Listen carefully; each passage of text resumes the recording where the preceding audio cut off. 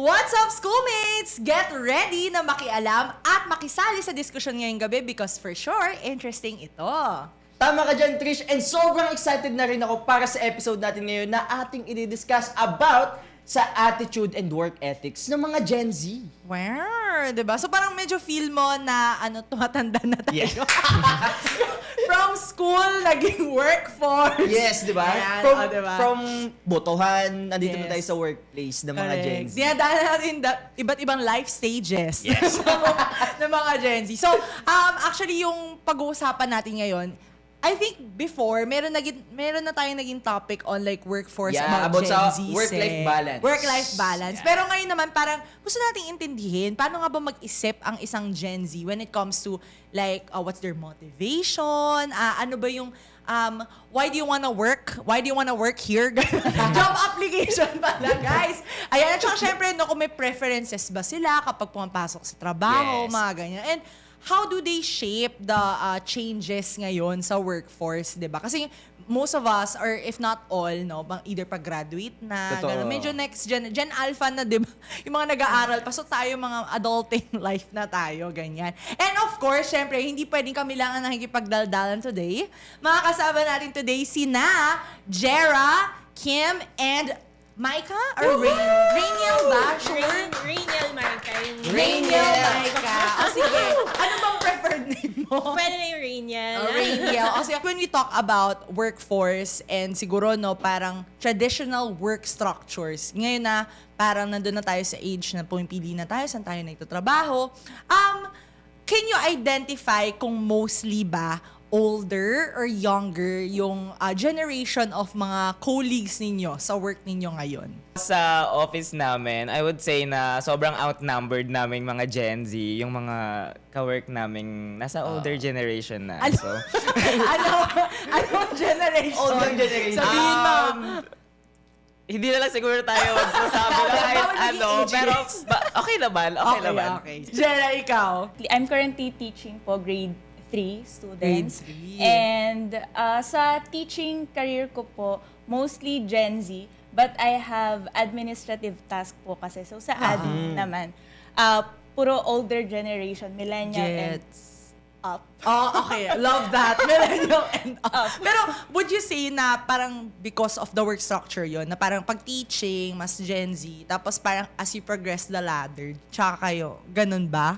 Or medyo kalat naman, parang meron kayong kasamang... Actually, sa mga leaders, ako yung pinaka-bata. Okay, Oo, okay. tapos the rest, para puro millennials and up. And yung mga teachers kasi ngayon, mga fresh grad kasi yung mga kasama ko sa teaching. Right. So medyo mas sila, no, mix din sila. Depende Yeah. sa ang department ka. Yeah. Right, talaga right. sa teaching. Yes. Diba?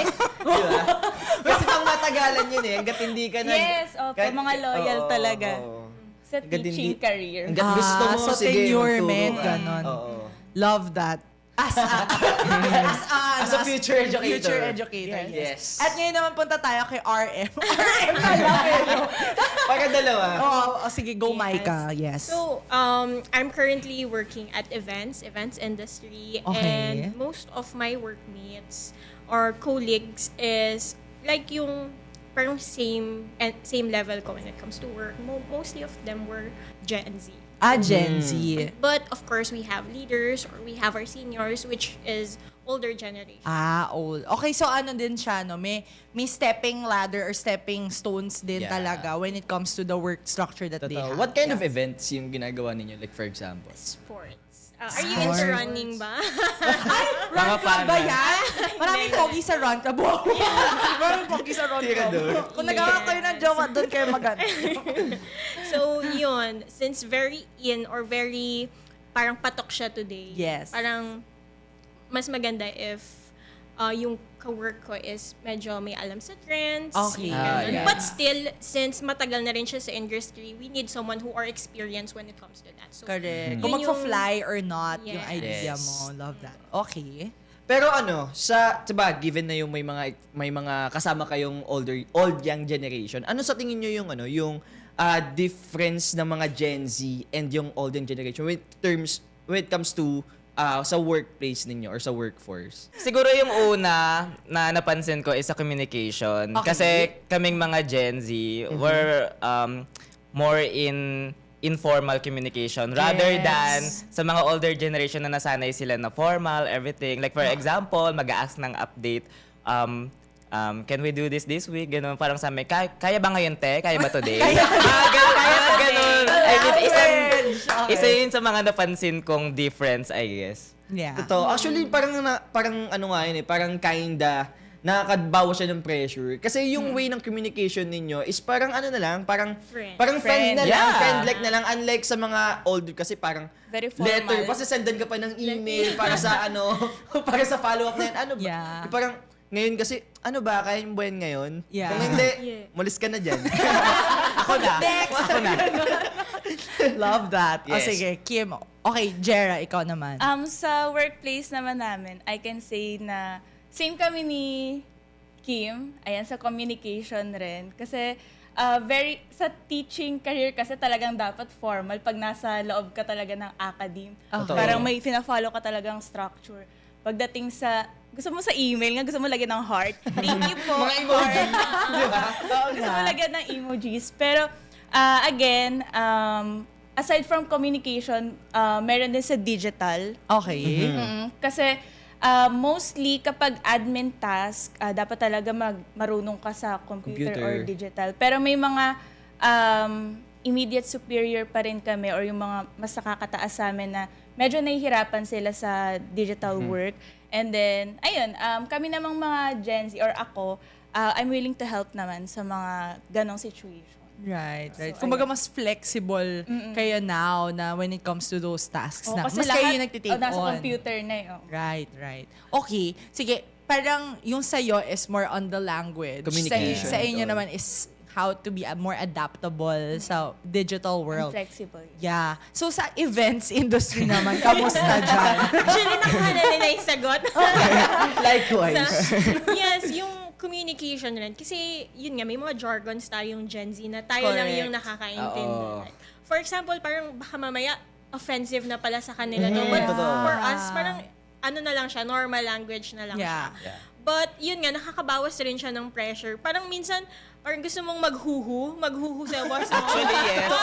Huhuhehe. Maghuhu ka na lang. Kasi kaya ba ito today? Hindi po, huhu. Parang pero, Parang kakagamit ko lang yan kanina.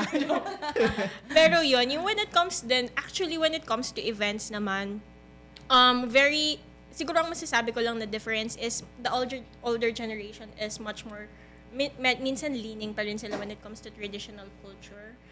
Yeah, so, What do you mean by traditional Traditional culture? hindi naman sa, Hindi, bawal Sige, okay, Bawal ma-offend. Mga young at heart ang mga nandito. ano na lang, siguro yung Gen Z is much more nagpupush when it comes to work-life balance. Okay. Totoo. So, when it comes to rest, it's rest talaga. But when it comes to, to my job, yung demand niya is full. Pero as much as possible, we are aiming for work-life balance. But yung sa older generation lang, sometimes they tend to forget that we have Overtime. Yes, overtime. May overtime. Sometimes Work kasi overtime. May gala ay Kasi work when overtime. it comes to Gen Z, 5 p.m. is 5 p.m. I'm Yeah, out. But totoo. sometimes it's Hindi nyo kumahagila. 5 na. Bye. ganon. Bukas na yan ulit. Okay. Yes, but of course, Bye. yung call rin naman ng work mo, nasa yun na yun if you're going to respond or if you're going to do your work Right. outside of working hours. Siguro more on mas assertive din ang Gen Z. So when it comes to boundaries Yeah. of their parang, okay, ito lang yung na-commit ko na yung kalahati ng buhay ko today. Okay na to. Hanggang dito lang Okay ako. na to. Huwag na sumobra pa. See you Actually, tomorrow. Ayun din yung observation ko sa mga workmates ko na Gen Z rin. Kasi more like nababalance, parang mas na-focusin din yung work-life balance. Kasi sobrang importante ng mental health natin, di ba? Iwas Kasi, burnout. Oo, iwas burnout. Lalo na kapag sa work natin. Kasi kapag burnout na tayo, napipigilan tayo mag-function well. So, Correct. importante din talaga yung work-life balance. Tsaka iba na rin yung demands ng work noon. Totoo, Tsaka ngayon. tsaka ngayon. Yeah. So, speaking of which nga na parang iba yung demands, parang meron bang corporate hierarchy sa mga workplaces ninyo ngayon? So, I think yung kay Jera medyo alam ko na. Pero like for the rest na Meron, dahil nga may ganong hierarchy sa trabaho, how does it affect the way you communicate with your senior? Kung kunwari, mas bata sa'yo yung senior mo, paano mo siya kakausapin? Or kung mas matanda, ano yung difference in the approach that you do? Sige. Parang regardless of age, kasi you need to be respectful pa rin talaga. Okay, Yeah. love that. Position first, no? Yes. So, whenever, kunyari, mas matanda sa amin, of course, I-acknowledge ko siya na much older sa amin. Yeah. And mostly kasi when it comes to corporate, yung ibang corporate is tinatanggal yung po and opo. Kasi sometimes Okay. it's too informal. But Okay. Yeah. still, the way I approach parang my colleagues or someone who is older than me, I always use po and opo. Okay. And then, of course, sir and ma'am, if it's applicable, but still, the utmost respect is there. Okay. Pero, kunwari, you're talking to someone na older, pero mas mababa sa'yo in terms of position. How do you talk to them? Like, for example, kasi, Kung parang uutusan mo, dadelegatean mo ng task, mga ganun. when it comes to delegation ng task kasi is, parang it's part of your job to delegate the task. So, Okay. you Trabaho do, lang. Yes, you do what you do. Like, for example, pwedeng ganito, or parang pa rin siya, pakikiusap pa din. Okay. But still, you need to be firm na, kunyari, hindi, parang mas maganda kung ganito. Like, Okay. kunyari, sasuggest nila yon. Pero you just need to be firm na, no, it needs to be like this. Okay. Okay. Clear. So, you just have to be firm, but still, you need to be polite. Okay. So, more on the approach is medyo sa tone, sa use of words, medyo ganun yung sa nangyayari sa inyo, no? Sa inyo naman, Cam? Sa amin po wala pong nangyayaring. Charot, I'm just kidding. I mean, kasi nasa, I would say entry level po ako ngayon eh. So I would say na lahat sila mas mataas ako. Hindi, anyway, palagi naman din ako nasa language nagre-rely. Like for example, if you're gonna ask me kung paano ko ina-address yung someone na let's say mas mababa yung position, I always use at least sir or ma'am, ganon. Okay. Parang ano kasi siya Or kung eh, lateral, na medyo mas matanda sa'yo, medyo kakaiba yung challenge na yun, di ba? Kasi Oo, medyo may- magka-level kayo, mas matanda siya sa'yo. Paano yun? Sir and ma'am pa rin. Sir kasi, and ma'am pa din. Kasi, Okay. I mean, ano siya eh, parang dito napapasok yung culture natin, Okay. yung pagpapalaki sa atin and Oo. everything. I mean, ano naman yun eh, parang dumaan naman tayo dun sa mga sitwasyon na parang tinuturuan tayo kung paano rumespeto bilang tao. Yeah. Ganon. At Okay. least, ayun, parang ganon naman siya dapat. Ina-acknowledge mo pa rin sila as like sir and ma'am. Hindi Yeah. sila Kahit besh, sino actually. Besh! Ganon.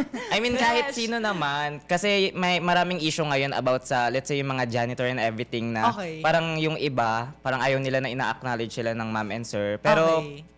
dapat i-acknowledge natin everyone, ma'am and sir. Parang yun na lang yung way natin ng paggalang sa lahat. Okay, okay. So you use like titles of Yes. sorts then to acknowledge the position of someone. Okay, so gets ko yun. Yung sa'yo naman, Jera, how do you deal with the corporate hierarchy? And kung similar scenario sa kanina, how do you differentiate your approach?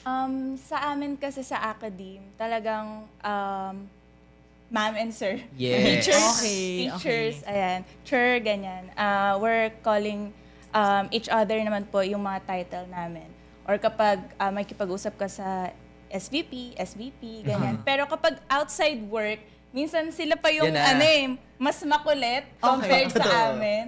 Talagang, I mean, inaalis nila yung title sa work pag nasa labas na kami. So, mas mabilis silang i-approach kapag ganun yung nangyayari. Pero may time na, Go, share mo na. Sige na. May trabaho pa siya bukas. may time kasi na, meron, di ba, mas ahead ako sa kanya ng position kasi nga I'm an academic coordinator. And then, pagdating dun sa evaluation, medyo parang hindi niya tanggap yung naging result. Okay. And medyo nagulat lang ako doon na, kumbaga, sinabi niya bigla na magre-resign na lang po ako kasi hindi ko tanggap yung evaluation. Ganon. Parang, siguro na ginawa ko mali. Pero sa work naman namin, more on evidence-based talaga kami. So kung ito yung pinasa mo, ito yung ibibigay namin evaluation. So, nung time na yun, nung nangyari sa akin, kasi kumbaga sa kami kasing mga teachers, di ba, nagtitake pa kami ng grad school, Okay. Totoo. PhD, ganyan. Mas marami siya experience. Oh. Mas ano talaga siya. Oh, so okay. parang talagang iniyak ko yun. Kinausap ko yung principal namin. Ilabas mo dito yan.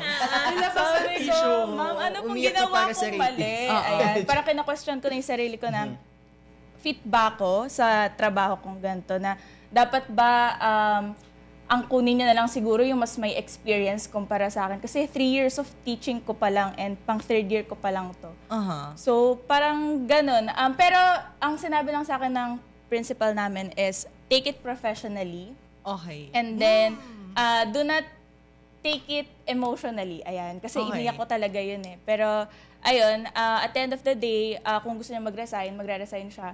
Pero, ayun, stick lang tayo kung ano talaga yung kailangan sa school, yung standard. Yeah. Kung hindi niya na-meet, then so be it. Alam mo, Trabaho lang. relate ako dun sa Trabaho lang. sinabi niya.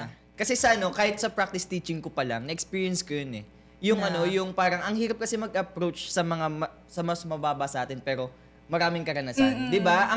Ang hirap i-approach to the point Parang na nandun lagi yung superiority. Oo, tsaka di mo alam kung paano mo sisimulan yung isang bagay and conversation sa kanila. Tapos totoo yung di ba, yung mom and sir talaga tawag na Oo, sa mom mga and sir kahit talaga. kahit Mom pa and mas mababa sa Mas atin, mababa, mas mas mababa mataas, sa mom atin, and mas sir. mataas sa atin, mom and sir. Especially pag may mga bata, di ba? Hindi dapat nila dapat Hindi nila marinig. marinig na. Mare, Oo. walang ganun. Oo. Wala dapat first name basis. Walang ganun. Especially yung mga co-teachers mo, mga kaibigan mo pa, di ba?